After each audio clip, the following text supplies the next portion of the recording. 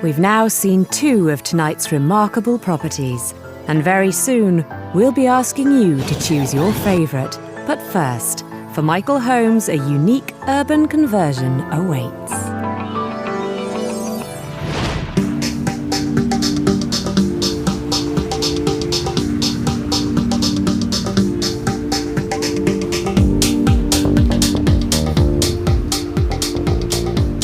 Working from home is a fast-growing trend as millions of us take advantage of advances in technology to swap the grind of the daily commute for more time to spend as we choose. Now, you might think the idea of home as workplace is a new concept, but in fact it's a throwback. You don't have to go far back in time before almost everybody produced or manufactured from home. The house I'm about to go and see takes this most traditional idea of the home but spins it on its head, giving it a completely new, modern take. This eye-catching contemporary property in South London is extremely multifaceted, as it functions as an artist studio for Julia, architect's office for Ken, and when they're not working, it's their home. However, 10 years ago when they spotted the building, it was a dilapidated milk depot that the council was desperate to sell. I just saw all potential and that we could afford it and do it, and there was enough space for it to be a challenging project. I didn't see inside it, I just saw it from outside, and I thought, yes, this is something we can work with. But this was no open checkbook renovation. As well as doing a lot of the work themselves, they also came up with a very cost-effective solution. We had a vision from 30 seconds of seeing the building that there were 2 phases. More towards the back needed to be 2-storey and smaller, and that's where we live. And then the second phase was to do the 3 flats over the front, partly to pay for it. Ken and Julia's development of this unique property has been a real labour of love. I'm keen to investigate their live-work lifestyle. And luckily, I've got 24 hours as they've invited me to stay. Hello. Hi. Hello, Michael. Nice to meet you. Hi there. Great. Julia. Hello, Michael. Nice to meet you. Wow, this is remarkable. What a space. Look at that light coming down from above here. It's fabulous, isn't it?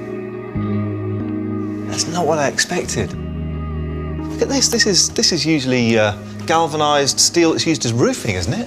Yeah, this is our kind of spine wall, which covers up the old cold store, and it was taken off the roof. So this is recycled? Yeah, this is just recycled off the original dairy roof? Within Ken and Julia's multi-purpose property, there are actually 4 residences. Sitting on the front of the building are 3 rented flats, including this top-floor penthouse apartment. Julia and Ken's own living space starts on the floor below, where, situated to the rear, are 3 bedrooms and a bathroom. And on the ground floor is their enormous living space, as well as the library, Julia's studio, Ken's office and the kitchen. But it's the open-plan living space that I want to check out first. So this is your living dining area, is it? It's vast. Wow. I love the way you've chosen completely translucent materials so you don't break up this wonderful space at all or block the light out. What material is that up there? That's plastic material. It's the triple wall version of it that you use on conservatories. So it's, it's very light material, which is great. And it's about 1/7 of the cost of double glazing. That back wall's really interesting, the way you've broken it up and concealed light behind the polycarb. Well, we thought we should have the biggest light fitting in Peckham, because it's quite a big space. And we didn't want anything dropping down, because that would sort of intrude on the feel of the airiness of the space. So we thought, well, let's make it a light wall. The light wall provides a bold focal point in the living room in what is essentially an urban barn conversion. The enormous double-height ceilings make a feature of the exposed steel trusses and the purpose-built steel staircase and walkway. Ken and Julia's living quarters and my room for tonight form part of an unusual architectural feature designed by Ken. And to get to grips with this rather quirky idea, You need to see it from the outside. Julia, tell me what inspired you to build 4 beach huts on the roof of the old dairy?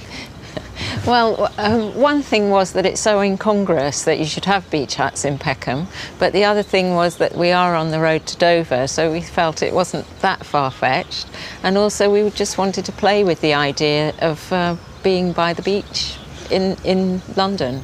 As well as being very attractive, it has got a sense of humour to it. It's architecture with wit, isn't it? Well, hopefully. Some architecture can be very abstract and sort of serious and hard-nosed, and hopefully, yeah, there's a bit of fun.